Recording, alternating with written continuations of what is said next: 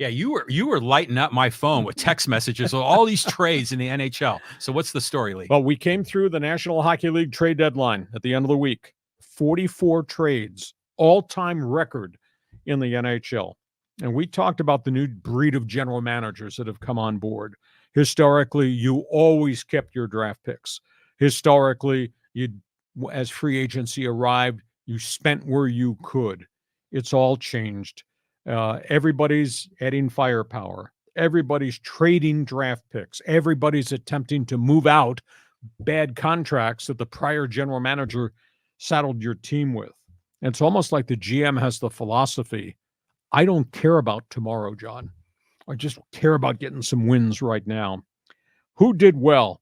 Las Vegas has been wrecked by injuries. It's this former Stanley Cup champion as an expansion team. Really came fast, came quick. Had terrible injuries. They traded for the leading scorer of San Jose, Tomas Hertl. Guy's got 214 career goals. San Jose has just given up. They're just in total rebuild mode. Big contract. They traded for Calgary's top defenseman, Noah Hannafin.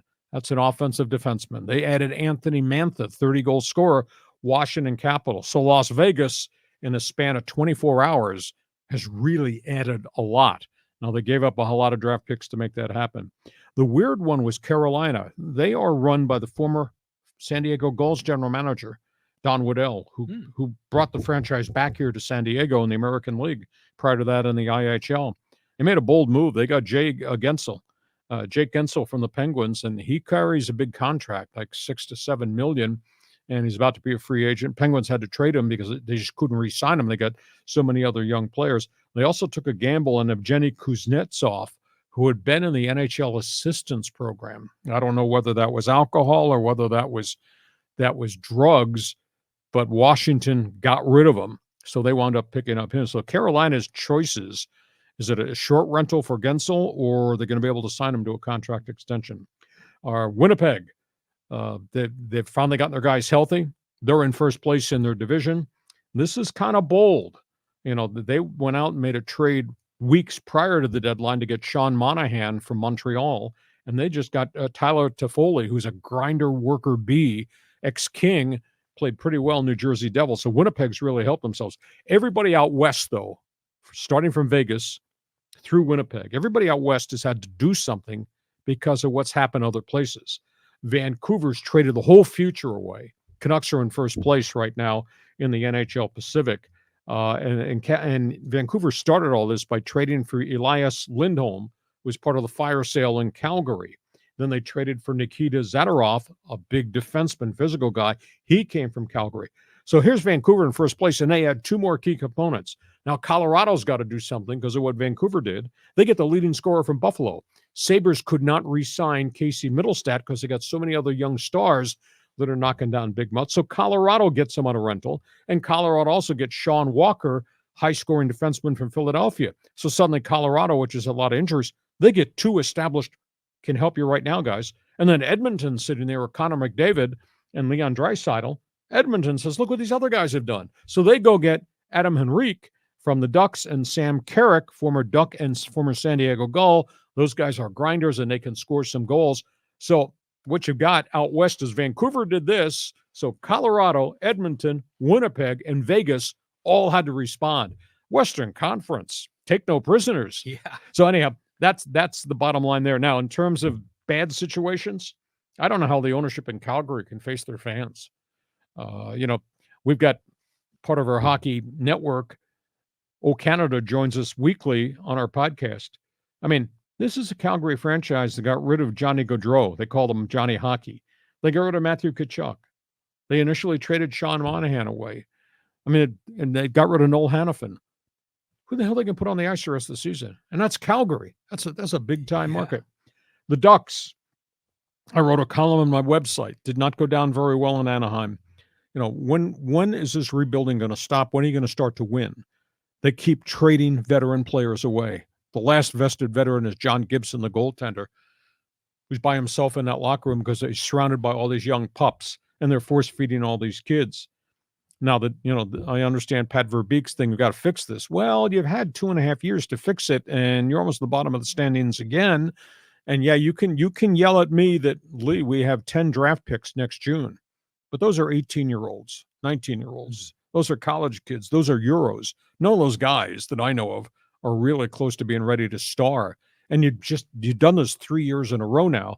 When are you going to stop trading people? When are we going to turn the corner with this franchise? And I hate to fire a cheap shot here, but I guess I'll take a 5-minute major if I have to. All you're putting on the ice in Anaheim is an AHL team now. You'd be great if you're in the Quebec Junior League or the Ontario Hockey League with a roster you've signed, because all you got are these really young guys. So, yeah, you might win the Memorial Cup, the championship in junior hockey, but Christ, you're so far behind in terms of established talent. When are you going to win? And is anybody in Anaheim going to revolt and say, this isn't working? Why? Look at what we've done to ourselves. I mean, it's not like Verbeek is new. He's been here for more than 15 minutes. So I feel bad for Ducks fans. And what makes it harder is Rob Blake has got the Kings positioned to be a team that could go deep in the NHL playoffs. So that's a long answer. That's 44 trades. Who won, who lost, at least one man's opinion, firing a slap shot from the blue line. Go ahead, John. So if you're looking 44 deals is amazing. Which team in the NHL won the trade deadline that maybe catapulted from a middle tier team up towards the top for the playoffs? Well, as I just alluded to, Vancouver has now taken the next step with the arrival of the guys from Calgary. Colorado has been beset by injuries. They have not had their captain and their great scorer, Gabe Landeskog, for 2 years now. He's had knee replacement cartilage surgery and just a long road back. Colorado's had a lot of injuries. Edmonton's got a lot of great players, and the goaltender has grown a little bit this year. Now they've really added something to it.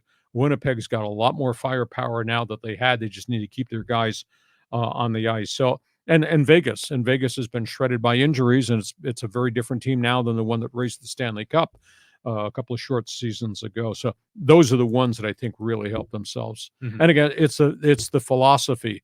I got contracts. I just can't keep these contracts. Or I got these guys at the end of their contracts. I'm not going to be able to re-sign them, so I'll take whatever assets I can get in a deal. The new breed of NHL general managers operating the franchises a lot differently than the GMs of the yesteryear. You wouldn't remember these names or know these names. Cliff Fletcher, Toronto, Calgary, Sam Pollock, Montreal Canadiens. That's a long time ago. It's just a very, very different era in pro hockey.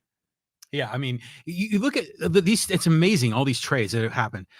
Going into the playoffs, because it's only a couple of months away, right? Or like maybe 1 month away. Well, yeah, we're in the final 25 games of the season for most teams. So we're getting close here. Who do you think right now are the 2 or 3 hottest teams for the Stanley Cup?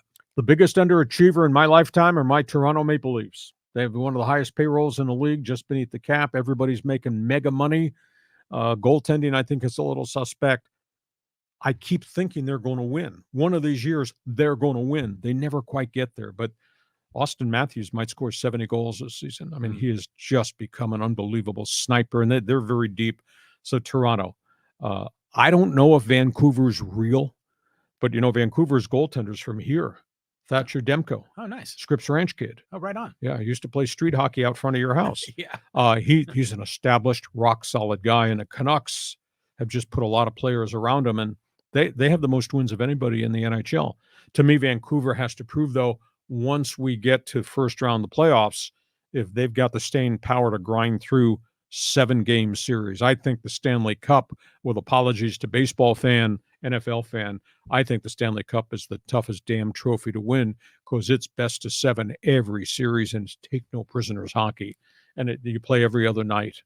So I'd say Vancouver, Toronto are the most unique things. Boston's got a really good hockey team. Not a lot of sexy names right now. New York Rangers have had a really good season. So just off the top of my head, we got another 20 games to see, and then we'll start postseason play. And I trust me, we will be drinking Molson Canadian watching the playoffs, you and me. Yeah. Okay, we go